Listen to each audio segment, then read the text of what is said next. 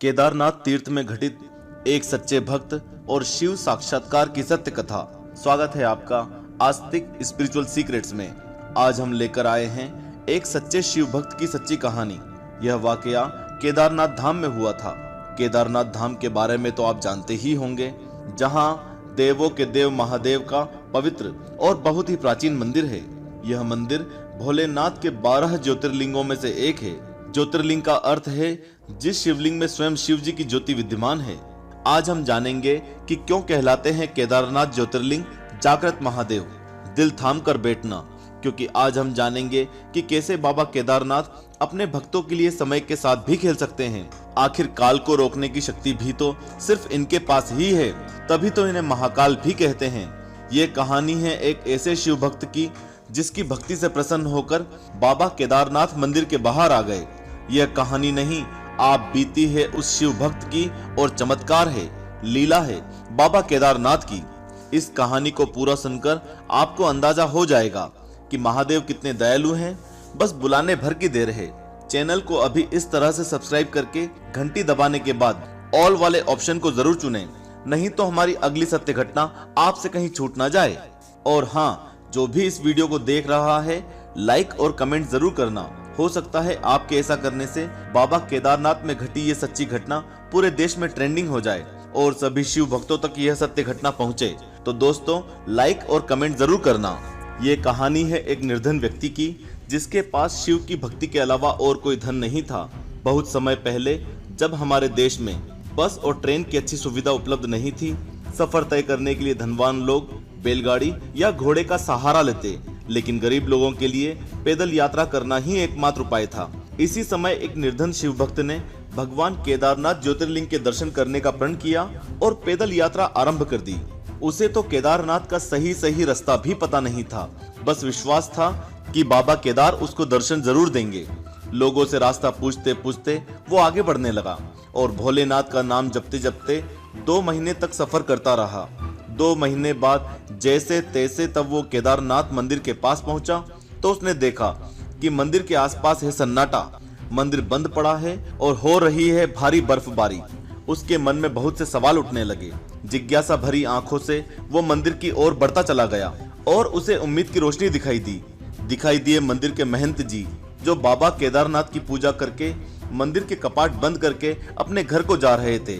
उसने महंत जी से कांपती हुई आवाज में बोला, पंडित जी, मैं बाबा केदारनाथ के दर्शन करना चाहता हूँ, कब होंगे मुझे मेरे प्रभु के दर्शन?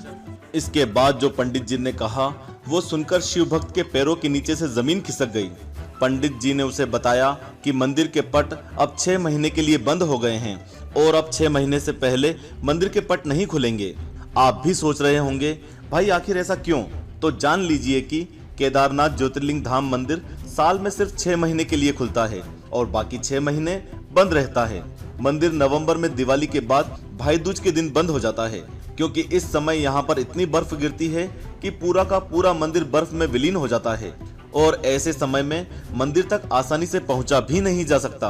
और अप्रैल के महीने में अक्षय तृतीया के दिन मंदिर के पट खोले जाते हैं और बाबा केदार अपने भक्तों को दर्शन देते हैं। शिव भक्त के कानों में जब पंडित जी की ये बात पड़ी तो उसके होश उड़ गए, गला भर आया और आंखों से आंसुओं की धार बहने लगी। थोड़ी देर तक तो उसके गले से कोई आवाज ही नहीं निकल पाई। एकाएक वो रोते हुए बोल पड़ा, पंडित जी, मैं 2 महीने तक पैदल चलकर बहुत दूर से आया हूँ। मैं बहुत गरीब हूँ, ऐसी ठंड में मैं कहाँ जाऊंगा? आप सिर्फ मुझे एक बार मेरे भोले बाबा के दर्शन करने दो। लेकिन पंडित जी कहाँ उस गरीब की बात सुनने वाले थे। अगर कोई धनवान व्यक्ति होता भी तो कोई बात थी, लेकिन ये तो एक गरीब था, जिसके पास उस वीराने में ना खाने का कोई जुगाड़ था और ना ओढ़ने का। बातों बातों में पंडित जी ने उससे कह दिया कि या तो 6 महीने बाद आओ या फिर 6 महीने तक यहीं रुक जाओ, लेकिन तुम ऐसी ठंड में यहाँ एक रात भी नहीं रुक सकते, इसलिए अपनी जान बचाओ और वापस लौट जाओ। 6 महीने बाद मैं मंदिर के पट खोलूंगा, तब चैन से देख लेना अपने भोले बाबा को। इतना कहकर पंडित जी चले गए। धीरे धीरे रात का अंधेरा और गहराता जा रहा था। आसमान से आफत बनकर बर्फ गिर रही थी और बर्फीले पहाड़ों की ठंडी कटीली हवा मानो शरीर में सुराख कर रही थी। लेकिन वो बैठा रहा, शिव का ध्यान करते हुए। उसने मन में प्रण किया कि बाबा केदार के दर्शन किए बिना वहां से हिलेगा भी नहीं। उसका शरीर इतना कांप रहा था मानो अभी पल दो पल में उसके प्राण निकल जाएंगे। तभी उस अंधेरे में एक रोशनी दिखती है। उसने देखा कि एक अघोरी बाबा उसके पास चले आ रहे हैं। पास आकर अघोरी बाबा ने उसे खाने के लिए खाना दिया और उससे बोले, तुम थक गए होंगे, खाना खाकर सो जाओ। शिव भक्त सचमुच बहुत थक चुका था और खाना और आग की गर्माहट मिलते ही उसे बहुत गहरी नींद लग गई। जब सुबह उस शिव भक्त की नींद खुली और जैसे ही उसने आंखें खोली तो देखा कि दूर दूर तक बर्फ का नामो निशान नहीं है और ठंड भी बहुत कम हो चुकी है।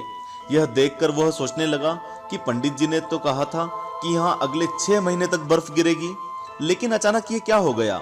फिर उसे उस अघोरी बाबा की याद आई। वो यहाँ वहां दौड़कर उन्हें ढूंढने लगा, लेकिन वो बाबा कहीं नहीं मिले। थक हार कर शिव भक्त मंदिर के पास ही बैठ गया।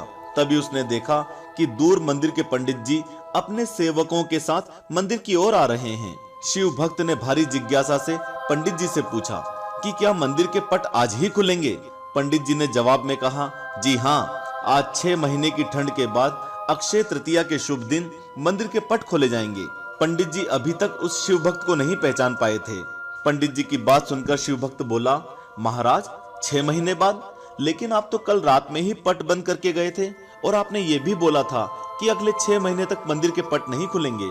यह सुनकर पंडित जी ने अपने दिमाग पर जोर डाला और बोले, तुम तो वही हो ना जो 6 महीने पहले दर्शन के लिए आए थे, लेकिन पट बंद होने के कारण दर्शन नहीं कर पाए थे। तब उस शिव भक्त ने कहा कि पुजारी जी, मैं तो कल ही यहाँ आया था और रात में यहीं सोया था और आज आप आ गए, 6 महीने कहां से हो गए। शिव भक्त की बात सुनकर पुजारी जी ने सोचा कि ये कैसी बहकी बहकी बातें कर रहा है, और दूसरी ओर पुजारी जी के दिमाग में बाबा केदारनाथ के चमत्कारों के बारे में ख्याल आ रहा था। पुजारी जी ने कहा, हे शिव भक्त, तुम्हारे साथ कल रात क्या हुआ, मुझे विस्तार से बताओ। शिव भक्त ने रात को जो भी याद था पुजारी जी को बताया। उसने बताया कि एक अघोरी बाबा मेरे पास आए, उन्होंने मुझे खाना दिया और मेरे लिए आग भी जलाई, और आज सुबह जब मैं उठा तो वो कहीं नहीं दिखे। यह सुनकर पुजारी जी और उनके साथियों की आंखें भर आई, मानो अभी सब रो पड़ेंगे। कांपती हुई आवाज में पुजारी जी ने कहा कि कैसे दिखते थे वो अघोरी बाबा। शिव भक्त ने अपनी आंखें बंद की और बोला, एकदम अघोरियों की तरह, पूरी तरह से वैरागी, शेर की छाल बदन पर लपेटे हुए, हाथ में त्रिशूल, माथे पर त्रिपुंड, शरीर पर भस्म, रुद्राक्ष की बहुत सी माला पहने हुए थे वो अघोरी बाबा। बस इतना सुनकर पुजारी जी और उनके सभी साथी हर हर महादेव कहते हुए उस शिव भक्त के चरणों में गिर गए। सबकी आंखों से आंसुओं की धाराएं बह रही थी। सभी के शिव के प्रति भाव उमड़ रहे थे। शिव भक्त के पैर पकड़कर पुजारी जी बोले, हे शिव भक्त, तुम धन्य हो, तुम्हारे पास मंदिर से निकलकर स्वयं केदार बाबा आए थे और उन्होंने अपनी योग माया से तुम्हारे 6 महीने को एक रात में परिवर्तित कर दिया, कालखंड को छोटा कर दिया। आखिर काल यानी कि समय के साथ खेलने की शक्ति सिर्फ महादेव के पास है और वो अपने भक्तों के लिए समय को भी आगे बढ़ा सकते हैं। जैसा कि यहाँ पर बाबा केदार ने उस शिव भक्त के 6 महीनों को एक रात में बदल दिया, और ऐसा बदला कि उसे इस बात की भनक तक नहीं लगी। वो सोया था नवंबर की ठंड की रात में और उठा अप्रैल की सुबह, लेकिन उसे तो ऐसा लग रहा था जैसे कल रात में ही सोकर आज सुबह उठा। तो ऐसे हैं महादेव जो अपनी योग माया से अपने भक्त के लिए 6 महीने को एक रात में परिवर्तित कर देते हैं, कालखंड को छोटा कर देते हैं। पुजारी जी ने भक्त से यह भी कहा कि यह सब तुम्हारी सच्ची भक्ति और श्रद्धा के कारण हुआ है। इतने सालों से हम में से कोई भी शिव जी के दर्शन नहीं पा सके, लेकिन तुमको महादेव ने साक्षात प्रत्यक्ष दर्शन दिए हैं और तुम्हारी रक्षा भी की है। दोस्तों, यही कारण है कि बाबा केदारनाथ ज्योतिर्लिंग को जागृत महादेव भी कहा जाता है, क्योंकि जो भी भक्त बाबा केदार को सच्चे मन से भजता है, उसकी रक्षा करने बाबा केदार सबसे पहले आते हैं और अपने भक्तों को बहुत जल्दी दर्शन देते हैं और उनके तीर्थ को आए लोगों की रक्षा भी करते हैं। दोस्तों, याद रहे, जो भी वीडियो देखें लाइक और कमेंट जरूर करें। महादेव से जुड़ी दूसरी सत्य घटनाओं के वीडियो के लिंक नीचे डिस्क्रिप्शन बॉक्स में दिए गए हैं। इस वीडियो के टाइटल को एक बार टच करने से डिस्क्रिप्शन बॉक्स खुल जाएगा। आप महादेव से जुड़ी सत्य घटनाएं जरूर देखें। ऐसे वीडियोस आपके और भगवान के बीच के रिश्ते को और मजबूत बनाएंगे और आपके मन को शिव भक्ति से भर देंगे। हे देवों के देव महादेव, सबके कष्ट और दुख नष्ट कर देना। और जो भी लिखे हर हर महादेव, खुशियों से उसकी झोली भर देना। ओम नमः शिवाय। जय जय श्री महाकाल।